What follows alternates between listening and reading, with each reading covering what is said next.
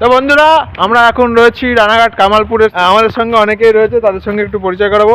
আমাদের সঙ্গে প্রসেনদা রয়েছে, আরও অনেকেই রয়েছে। চলো প্রসেনদা, কেমন লাগছে এই যে আমরা পিকনিকের দিকে যাচ্ছি? আমাদের কিন্তু খুবই ভালো লাগছে, আর আমরা একটা সম্পূর্ণ গ্রামের মধ্যে দিয়ে যাচ্ছি। আর চারিদিকে যে ক্ষেতগুলো না, খুবই সুন্দর লাগছে। শীতের সকালে এই ক্ষেতগুলো দেখতে খুবই সুন্দর লাগছে। আর এই পিকনিকটাকে আয়োজন করেছে, একটু তার নামটা বা কোথায় হচ্ছে সেটা একটু বলে দাও।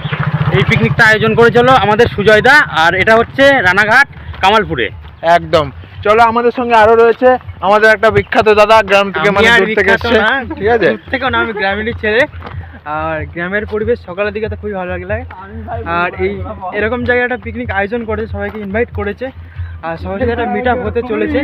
তো খুবই একটা ভালো মানে একটা বুদ্ধি এটা মাথায় এসেছিল, এরকম একটা আয়োজন করেছে, সবারই ভালো লাগবে, সবাই আসবে, সবাই দেখা হবে। তো চলো, আনন্দ করা যাবে সবাই যে